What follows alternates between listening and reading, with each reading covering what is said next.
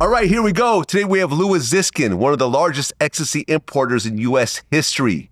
Working with the Chinese triads, the Dutch and Italian mafia, he trafficked over 40 million ecstasy pills before he was busted, in what was then the biggest DEA bust in U.S. history. And after he was arrested, he was facing a life sentence where he famously represented himself. Louis Ziskin, welcome to Vlad TV. Hey, Vlad, thanks for having me. Very, very interesting story. So I want to start at the very beginning. So you grew up in West Hollywood.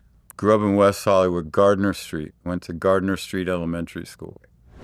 So mom and dad were divorced, but you had a fairly stable home. Yeah, I saw other kids who had really crazy home situations. In my home, there was my mom and my grandmother, her mother were there all the time. And, my dad was in and out, but we never questioned whether our parents loved us and my grandparents, my dad's parents, were very supportive and helpful and everything. And there was always a ton of love and supervision. Okay, so you're a regular kid in LA, you graduate high school, and you get to USC, which is a top university. But then you drop out. Why? So back then, in order to get into the business college, you had to take a liberal arts course first. And one of those classes was a business ethics class. Now, not business law, not contract law, not any of that, business ethics. And, I saw so here's a guy who's telling me how not legally, but ethically to do, $1 million business deals, right? And I saw him in the parking lot at school in his polyester pants and his busted seam topsiders and getting into a beat up 20-year-old Honda. And I was like, this dude ain't teaching me nothing. And I never went back to class after that. Seriously, that was why you dropped out. That was the moment I had the realization. I mean, I was already selling weed to all the sororities and fraternities. I got to skip the rush week thing because I was already in everywhere. They were, fucking the Tri-Delts were calling me at 2:30 in the morning to sneak over to bring them weed. So I already had access that, most people didn't get or had to put up with that whole, freshman, whatever year of nonsense. I got to skip all that. I went to all the best parties and everything, and I was making money. And so that combination of events, but that was the final catalyst. It was like, there's nothing for me here. Okay, so you drop out of school and then you move to Florida? No, I drop out of school and then I do some, I'm beating around. I got into these traveler's check things. So the Canon Color laser copier comes out. A friend of mine, Damon Kidwell, works at Kinko's. He's putting himself through Cal Arts at the time.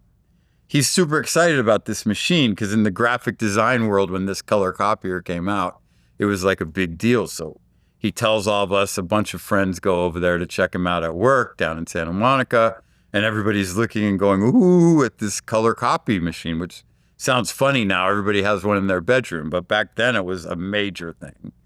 And so anyway, everybody goes back over to Damon's desk. I take a dollar bill out of my pocket and I copy that.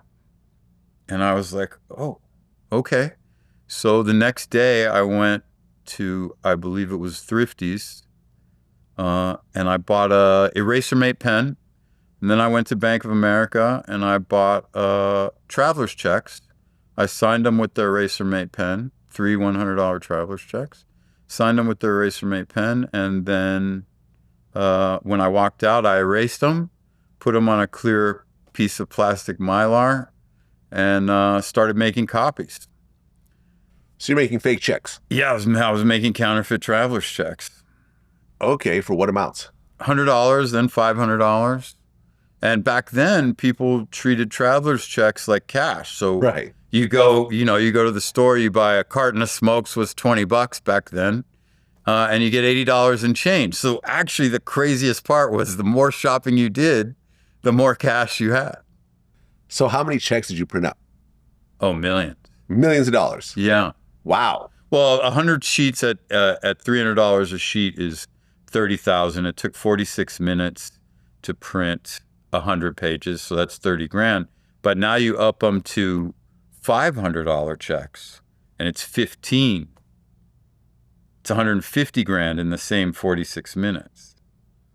Okay, so you're doing this, what, after the shop is closed or? No, I whatever found else? I wouldn't do it at the place where my friend worked. I found another place that had it, that was a smaller mom and pop place.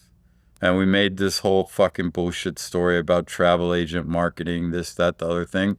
And I went in there and, they'd let me use the machine and I was paying them like a ridiculous thing, like $2, $5 a copy it was back then, actually. Huh. Later on, it came down to $2 when they started having them at CopyMat, and then you could just kind of go in there. But at this point of it, so at first they were watching us like a hawk, right? And then after 3-4 days, when they'd get paid at the end of every day and the count was right and everything, they started leaving. Okay, so So they had no idea you were even copying checks. No, they had no idea I was even copying checks. Now, later on, when they got the machine serviced, they found out. Because what I didn't realize is you leave kind of a trail. Somebody who's servicing the machine can tell that because you print the backs first because they have less ink, so they won't stick to the drum when you flip the paper over and print the other side, right? But you're leaving that, it's the same thing over and over again. It left a trail. So they knew what was happening, but instead of stopping us, they got into the business themselves as well. Oh. So when a friend of mine got busted over there, with the owner, they busted him with the traveler's checks, but then they found the owner with a bunch of plates and doing his own bills and traveler's checks at the same time. And fortunately, I wasn't there that day, and so I escaped. And then, I moved to CopyMat. Okay. So did you get busted for this at all? Oh yeah, I got busted for it. There was another guy. I started selling the checks because I got lazy, which was stupid. Selling them for 15, 20 cents on the dollar. And another guy, we went to IKEA furniture, and I don't know, I haven't been to an IKEA in a long time, but back then there'd be like 30 cash registers. So we were going through every register with 2 U-Haul trucks outside, filled it up with furniture, leather couches, everything, right? Hit them really hard, close to 100 grand. At IKEA in, early 90s, it's a big thing, right? Well, anyway, we go to IKEA again the next weekend in City of Industry.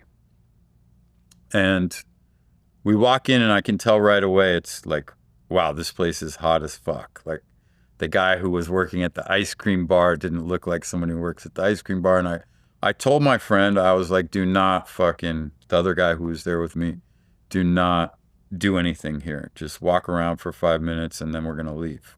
Separate. Well, he thought he knew better and he went and used a check. And then I left. I had this little folio where I kept the checks and the IDs and everything. And I stashed that in IKEA and walked out, and the guy we had who was driving the van for us was outside too, and out in the parking lot they got us also, and then they found the folio, and then I was in LA County. Charged with what? Forgery, commercial burglary, all kinds of charges like that. Right, but they had no idea how many times you've been doing this. No, they didn't, because it wasn't the Fed. So what happened was, and when we first got arrested, it was no bail, right? And, LA County back then, guys who'd been to LA County when there was still 9,000 floor, 9,500, it was a fucking nightmare, right? Especially for a white Jewish kid. Just, it's just nonstop fucking drama. You're going to get beat up a couple times. It's just the way it's going to go every time or you're going to be a pussy and not fight back at all, which is going to make it worse, right? It's just what it is. There wasn't a lot of white guys there, and that's LA County. So anyway, I get called to court, which sucks because when you get pulled out, you have to process all the way back in. So I didn't want to go. I was already in 3600 module. And I didn't want to go back through the 9,000 floor.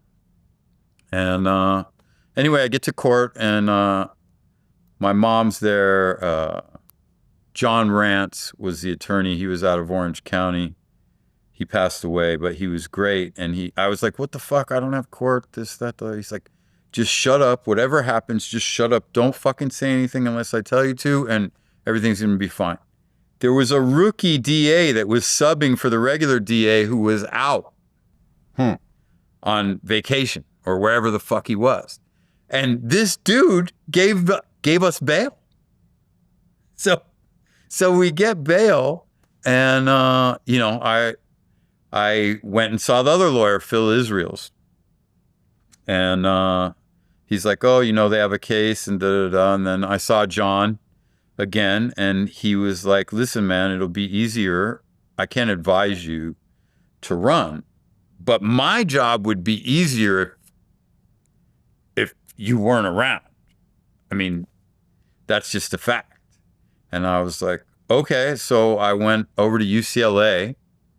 I got a Eurail pass out of the student union for 3 months, first class, packed up a backpack and some cash, and I took off. Missed my court dates. Now I'm a fugitive. Well, the prosecutor gets back, and he's so mad at this rookie that, like, he doesn't want the shit on his face, right? The feds are assuming I had no bail, so they hadn't bothered to put a hold on me yet. Computerization isn't what it was now back then, right? And and so anyway, this rookie gets stuck with the case. Now I'm his case. So my lawyer goes back to him and tells him, hey, I can get him back for you, you know, and make you look good and everything, right? And we'll even plead him guilty to a couple extra charges to make you look good. But what we need from you is you get a PPT, because now they had done the investigation. A PPT is all the other states that the checks were passed in would agree to whatever sentence California gave me. And we agreed to a year county lit, right? That's it. Yeah, because he figures I still potentially have a Fed case for counterfeit, right? So, and back then it was a different time. Like you got less time. This is before all the draconian sentencing laws, right? Like early 90s, 91, I think this was. Anyway, so we pled guilty to possession of fraudulent securities, uttering fraudulent securities, all the charges that the feds would have had to use that weren't charged initially were the extra charges that my lawyer gave this prosecutor so that he looked better. Well, that blocked the feds from charging me. So anyway, I get a year in the county, and I hit the lottery. After 65 days, I got county parole. So I did 65 days for all that, and yeah, it was pretty quick. First couple of weeks, I was at the East LA substation as a trustee. Then I was at Biscaloo Center, which was almost like a summer camp, and I was actually working on the firing range, you know, because I didn't have criminal history. And fact is, you're white, and the cops, you know, okay, yeah, put him here, right? Like they give you these fucking. There wasn't any black dudes that were working on doing the targets at the firing range, right? Or Mexicans or anybody else. And the cops there were actually pretty fucking decent. They'd bring pizza and burgers in, and you know, and I could bring smokes back in, which was, you know, economy.